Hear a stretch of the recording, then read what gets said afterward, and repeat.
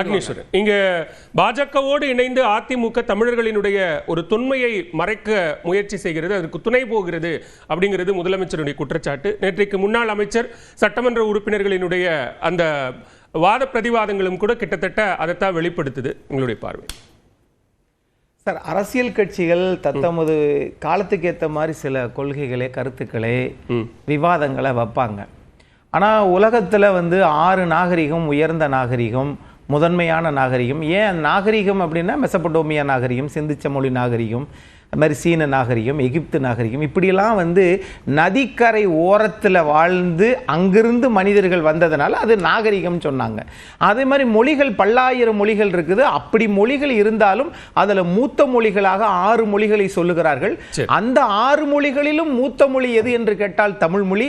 ஏனென்றால் பேசுவதும் எழுதுவதும் அதை பயன்படுத்துவதும் அதற்கான இலக்கியங்கள் இருப்பதும் தமிழ் மொழியில் மட்டுமே.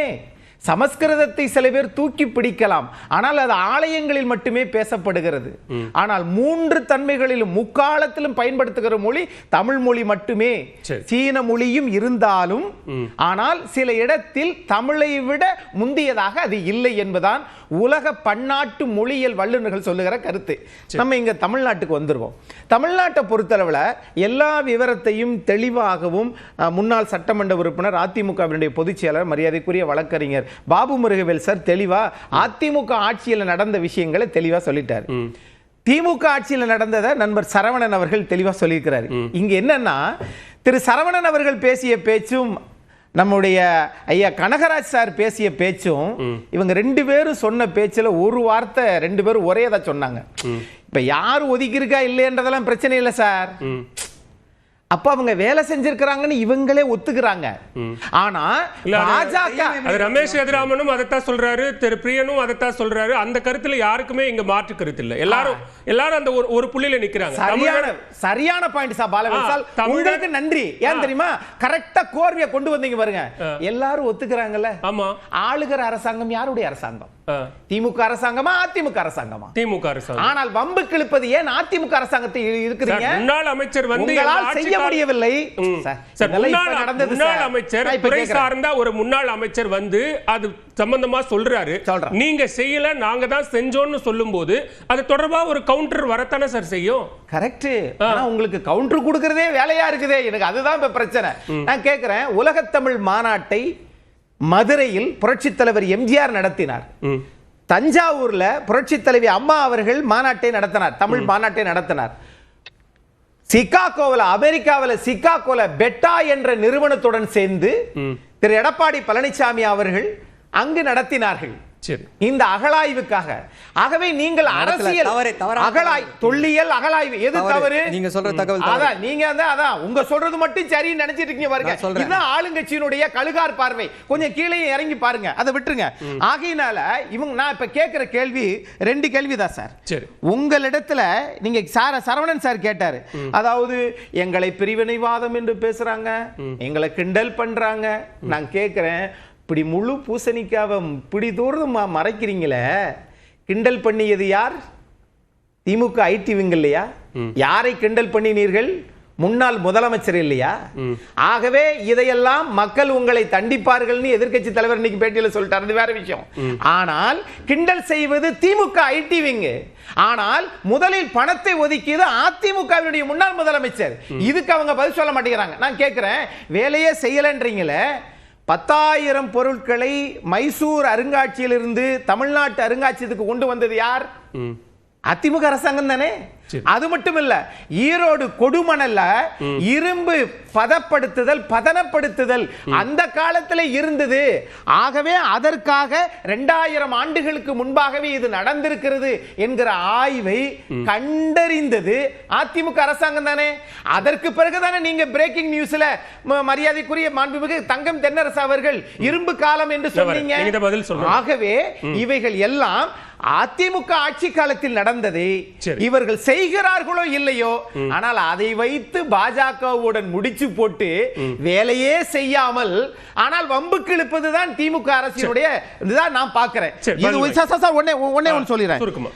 15 தொல்லியல் நிபுணர்களை கொண்டு வந்து 21 கோடி ரூபாய் ஒவ்வொரு ஆண்டு ஒதுக்குவாங்கல்ல, அந்த மாதிரி இது பண்ணி நீங்க பேரிடர் மேலாண்மை நிதிக்கு இது வரைக்கும் 50 கோடி ரூபாய் ஒதுக்கி இருக்காங்க. முதல்ல 10 கோடி, அப்புறம் 20 கோடி, இப்படி எல்லாம் 30 கோடி ஒதுக்கி இருக்காங்க. அப்படி ஒதுக்குனதுல எந்த ஊர்லயுமே பேரிடர் மேலாண்மை இது ஆரம்பிக்கவே இல்லை.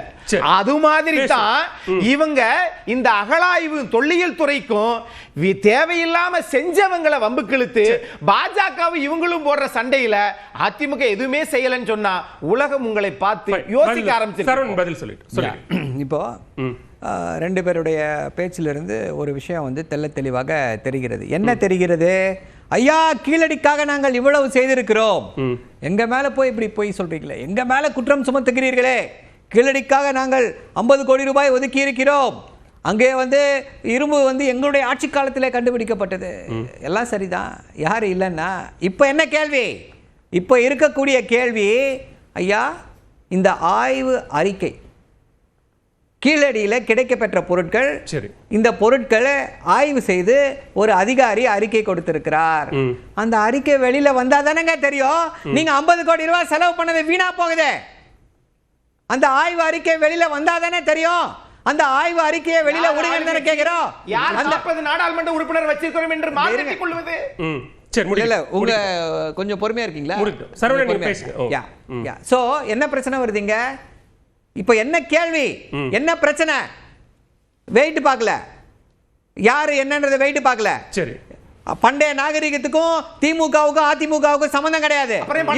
கொஞ்சம் இருங்க சார், கொஞ்சம் இருங்க, கொஞ்சம் இருங்க, நிறுத்துங்க, நிறுத்துங்க. என்ன தப்பு? படம் போட்டெல்லாம் தப்பு சார். சரி, முடிங்க முடிங்க. இப்போ என்ன கேள்வி வருகிறது? இப்போ இந்த ஆய்வு அறிக்கை வெளியில வந்தாதான் நம்முடைய நாகரிகம், பண்டைய நாகரிகம், எல்லாவற்றிற்குமே முந்தைய நாகரிகம், அவர் மாஃபாய் பாண்டியராஜன் என்ற கோடரி காம்பு அவர் சொல்லி இருக்கக்கூடிய அந்த கருத்துக்கு, அந்த கருத்தை வந்து அப்படியே அடித்து நொறுக்குவது போல எப்ப தெரியும் சார்? இந்த அறிக்கை வந்ததா சார் தெரியும். ஒரே கேள்வி என்னன்னா, ஐயா நீங்கள் தான் வந்து கூட்டணி வச்சிருக்கேன்றீங்க, நீங்கள் தான் இது பண்றேன்றீங்க, உங்ககிட்ட என்ன கேட்கிறோம்?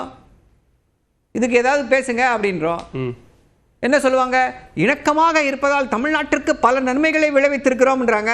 ஐயா தயவு செய்து இணக்கமாகவா அது பேசி அவங்க கிட்ட இருந்து அறிக்கையை வாங்கி கொடுங்க. இல்லையா தைரியமா அறிக்கை விடுங்க. ஆனா ரெண்டுத்தையும் பண்ண மாட்டோம் நாங்க. ரெண்டுத்தையும் பண்ணாமல் திமுக பிரிவினைவாத கட்சி, திமுக பிராந்தியவாதம் பேசுகிறது. இதை ஏற்றுக்கொள்வது எப்படி? ஒரு அரசாங்கத்தினுடைய ஒரு அமைப்பு, அந்த அமைப்பின் கீழே நிறைய பாடி இருக்கு. அவங்க கொடுக்கக்கூடிய ஒரு அறிக்கையை ஒரு அரசியல் கூட்டணி வாங்கி கொடுக்கணும் அப்படிங்கிறது திமுக முன்வைக்கக்கூடிய கோரிக்கையா? முன்வைக்கக்கூடிய கோரிக்கை அல்ல, எக்ஸ்போஸ் ஆகுறாங்க மக்கள் கிட்ட. இது வந்து இவ்வளவு பிரச்சனை ஆயிருக்காது. ஏன்னா திரு மாஃபாய் பாண்டியராஜன் பேசிய பேச்சு